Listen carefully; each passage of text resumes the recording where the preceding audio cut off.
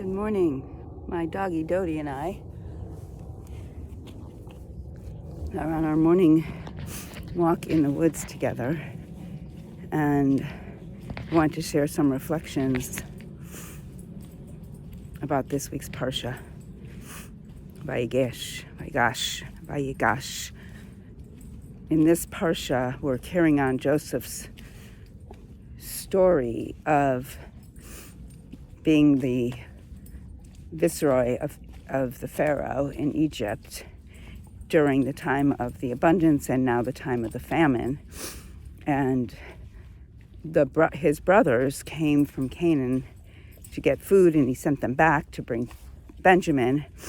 And they come back this week, in this week's Parsha, and he sends them back home with the food, but he hides his divination goblet in Benjamin's bag, and then accuses them of stealing it. And then the brothers say, whoever's bag it has it will remain a slave. And of course, it's Benjamin's bag. And so they come back, and there's this interaction where Judah steps forward and says, Judah approaches Joseph, and that's the beginning of this Parsha, Vayigash. Judah approaches Joseph and says,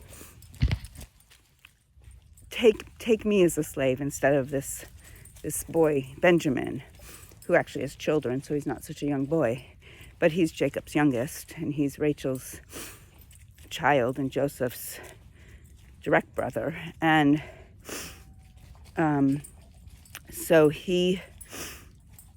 the rabbis refer to Judah's interaction with Tamar that makes him realize that he needs to step up. Judah also was the one who suggested that they sell Joseph into slavery. So Judah stepped up and engages in this intimate conversation with Joseph. Says that he talks into his ear. It's like really trying to be heard on a deep level. And Joseph gets so overwhelmed with the emotions that he sends his servants out, and he's left with the brothers alone, and he tells them, I'm Joseph. And he starts weeping, and there's this whole dramatic scene, and then he sends the family back, his brothers all back, to get his father. So the rabbis can talk about why Joseph set the brothers up like this with Benjamin, putting the goblet in Benjamin's bag. And some of them explain that he does this because he's trying to see if the brothers still have such animosity towards Rachel's children, because they sold him into slavery, or if they would do the same thing essentially to Benjamin, or if they would protect him.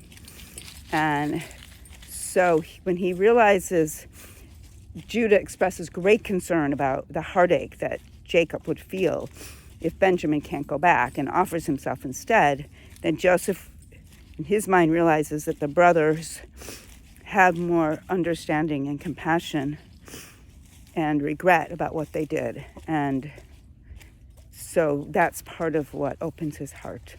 So then they go back to Canaan, they bring Jacob back, and there's a family reunion. And then, so now Jacob and his family are living in Goshen, and they're herding and carrying on with their lives. And meanwhile, the famine's continuing, and Joseph is in charge of the distribution of food and grain during this famine. And he has set it up so that the Egyptians have had to bring the grain, their excess grain in the years of abundance, to Joseph, and he stockpiled it. And then during the years of famine, he's going to distribute it. But the way he distributes it isn't just giving it back. It's not like it's put in the bank for reserve and they get to pull it out. They actually have to pay for it. And so over the course of time, they essentially become indentured servants to the Pharaoh, and the Pharaoh, through Joseph, as the face of the oppressive Pharaoh system, of the oppressive Pharaoh and the system he sets up, with Joseph at its head, the people see Joseph as the face of the oppression, and they have to then pay Joseph to get grain to eat, even though they've given him the excess grain already. And then when they run out of money or other things, then eventually they have to sell their land. So they give their land in order to be able to eat. And then they're begging to be slaves. But Joseph says, no, I'm not going to make you slaves. I'm just going to make you indentured servants. And he ends up moving people all over the land of Egypt to different cities and different places. So he dispossesses them of the land on which they came from and on the land of which they lived, and moves them around. And then they can, whatever food they grow, they get a portion, and Pharaoh owns the land and gets a portion. And so this is the process by which Joseph has really dispossessed people of their land ownership, of their capacity to be self-sustaining, and transforms it into indentured servants. And as we come to Shemot, the beginning of Exodus, we'll see that it says that a new Pharaoh arose that did not know Joseph.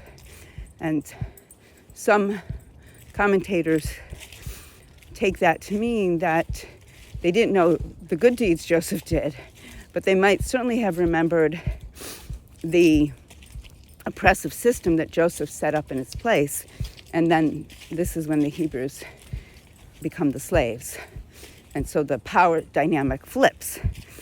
And the Pharaoh and his courtiers and his power folks are the slave owners, and the Hebrews now are the slaves. And so as I read this part of this week's Parsha in the light of what's happening in Gaza and the West Bank, I'm really struck by the current government's actions of dispossessing people, not only of horrifically murdering and slaughtering thousands of Gazans, but also the dispossession of their land, telling them to move from the north to the south. People who have lived in these homes as refugees from the beginning of the Nakba in 48 to the present ongoing Nakba today are now again being dispossessed of their land and told to move to the south, and then they're still being bombed and killed in the south, and then they're told to move elsewhere, and they're essentially relocating people and dispossessing them of the land in Gaza. And they are also doing in the West Bank, as settlers supported by the Israeli government continue to push more and more hurting communities off of their land. And I think that this Parsha should be a warning for us that not only is it wrong to do it and inhumane and violations of international human rights law and deeply problematic and immoral, it also is not going to serve us in the long run, because it's going to come back and bite us as it did in the stories in the Torah. And so I hope that this Torah portion can remind us that being the face of the oppressive imperial powers, whether it's the Pharaoh in the time of the Torah or Western imperial powers today, being that face and using our power to oppress others, or Israel, I'm not going to say us, because I'm not doing that. Israel using its power, Israel's a nation state, using its power to oppress Palestinians is going to cause incredible harm in the future, on top for the Jewish people, for the Israel people, on top of the current and future harm it is causing for Palestinians, and ongoing and future harm for Palestinians. So may we remember that the path to liberation for all people is one in which there is reparations, repairs, justice, love and care and kindness and generosity.